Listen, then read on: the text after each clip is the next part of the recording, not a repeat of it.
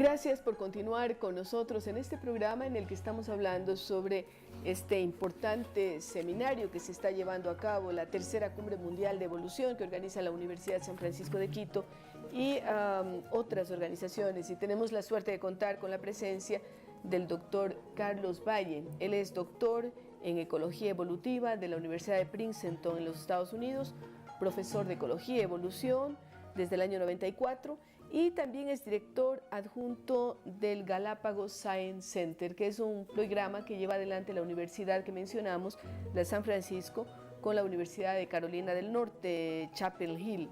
Él codirige este centro en Galápagos que se llama GAIAS. Bienvenido, doctor Valle, a este programa. ¿Qué significa para usted personalmente, como miembro de la Fundación Charles Darwin, ha estado en el directorio, vive buena parte de su vida en Galápagos, el que se lleven a cabo seminarios sobre evolución en un mundo que a veces cierra los ojos a este tema?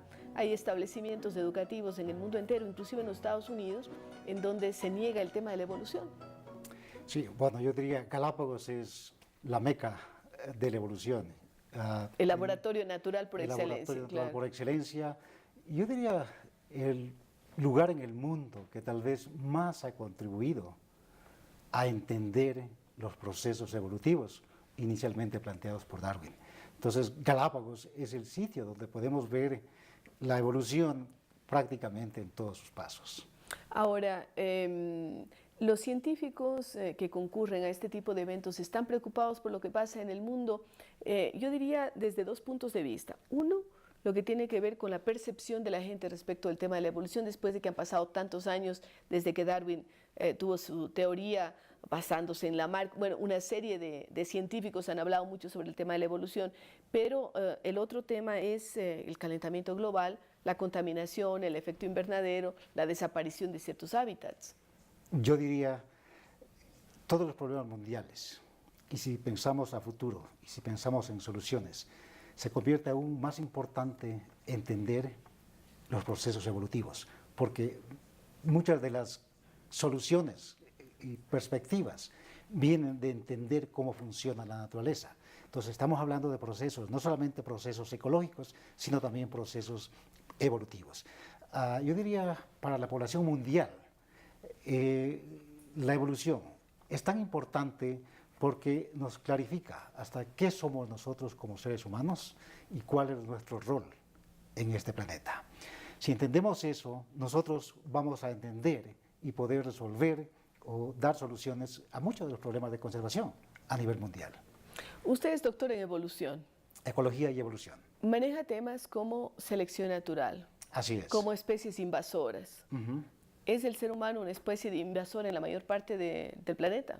Bueno, yo diría, la pregunta puede ser respondida de varias maneras. A nivel de planeta, no somos una especie invasora, porque somos producto propios, de la evolución. Yeah. Pero si hablamos de ecosistemas particulares, sí. Pongamos como ejemplo Galápagos. El ser humano no evolucionó en Galápagos. El ser humano llegó a Galápagos. Es una especie invasora tal como lo son los chivos, las vacas y los perros y las ratas, ¿no? Exactamente, exactamente. Y por ende, nosotros debemos ser muy cuidadosos con esas acciones a fin de poder preservar las Galápagos. Lo que en un momento, en un espacio, es una especie nativa, en otro espacio se convierte en especie invasora. ¿Cómo afecta eso los ecosistemas? No refiriéndome solo al ser humano, pero hablamos, por ejemplo, cuando se construye una presa, o cuando llegan los barcos con agua de otras partes, cuando en sus quillas estamos hablando fundamentalmente del tema marino, cuando en sus quillas están adheridas moluscos, algas, etcétera, y se desplazan a otro mar, ya desde la época de los piratas y mucho antes, desde que el ser humano apareció, se estaban transportando especies de un lugar a otro del planeta. Bueno, las especies, dependiendo de su vagilidad es un término que significa capacidad de dispersión. Hay especies que son cosmopolitas y otras que son muy locales.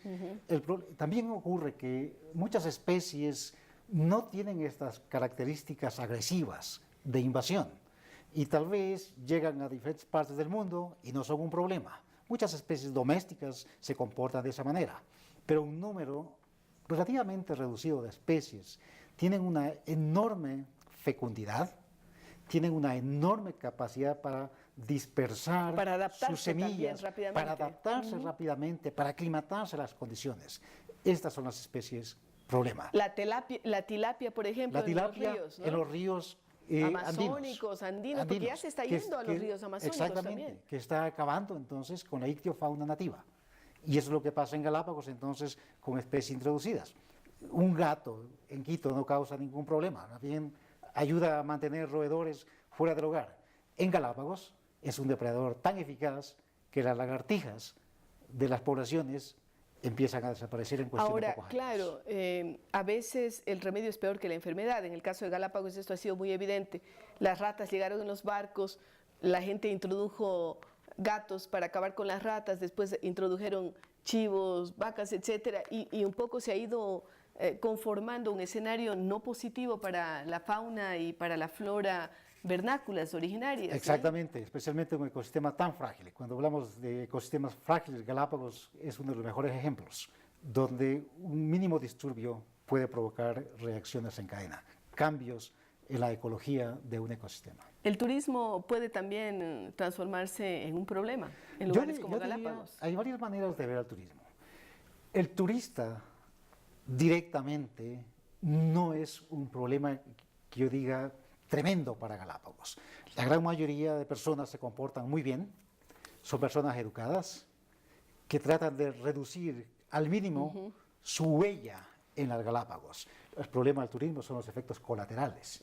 Como consecuencia del turismo... Pero también tenemos que pueden ser extremadamente cuidadosos, pero usted no puede poner 1 millón de personas en las Galápagos. Estamos hablando de la cantidad de gente, ya no solamente, porque podemos hablar de senderos, podemos hablar de lugares, de espacios en los que pueden ir los turistas, pero la masa, y yo me refiero no solamente al caso Galápagos, inclusive con... pinturas rupestres en las cuevas de Altamira, en España, o cuando hablamos de las pirámides de Egipto, que algunas no pueden ser visitadas ya. Estamos hablando de masas de población que se desplaza hacia esos lugares. Así es, y por eso decía, precisamente los efectos colaterales. Entonces, no es el turista per se, pero la masa, claro. Exactamente, todos los productos que necesitamos para mantener a esos turistas en Galápagos de manera casi permanente. Comer, tenemos que... El incremento del flujo entre islas y la capacidad de transportar organismos de una isla a otra, ¿sí? Y la inmigración hacia Galápagos que continúa como consecuencia de nuevas fuentes de trabajo. Galápagos se convierte en un atractivo, pero yo diría principalmente es el movimiento, el desplazamiento entre las islas y la enorme cantidad de productos orgánicos que deben ser transportados hacia las islas para mantener a la población y a los turistas. ¿Qué pretende un proyecto como Gaia allá en la isla San Cristóbal? Gaias, la Universidad de San Francisco tuvo una meta que fue educar a la población y la mantiene y quiere fortalecerla. Nosotros creemos que la conservación puede ser apoyada desde muchos ángulos. Usted puede poner fondos para reducir una especie invasora, para controlar organismos introducidos, hasta se ha llegado a pagar X cantidad de dinero por cada chivo muerto, ¿no? Exactamente, sí, exactamente, para recuperar una población que está a punto de extinguirse. Pero si no trabajamos con la población, si no educamos, si los galapagueños no entienden realmente la importancia que tiene Galápagos para ellos, en primer lugar, para Ecuador y para el mundo entero, no vamos a llegar muy lejos. Yo diría, tal vez a largo plazo, la mejor manera de apoyar la conservación es apoyando la educación. Y allá se encaminan eventos como el que se está llevando a cabo en estos días precisamente. Así es. Con esta cumbre, ¿no? Cumbre de la evolución. La cumbre de la evolución, la tercera cumbre que llevaremos a cabo en la isla San Cristóbal en Galápagos, que reúne a científicos de muchas partes del mundo. Viene gente de diferentes partes del planeta a hablar sobre evolución. Los científicos están... ¿optimistas respecto al futuro del planeta o hay un pesimismo marcado en lo que tiene que ver con qué está ocurriendo con los hábitats, con los ecosistemas, qué está ocurriendo con los recursos? ¿Cómo siente usted?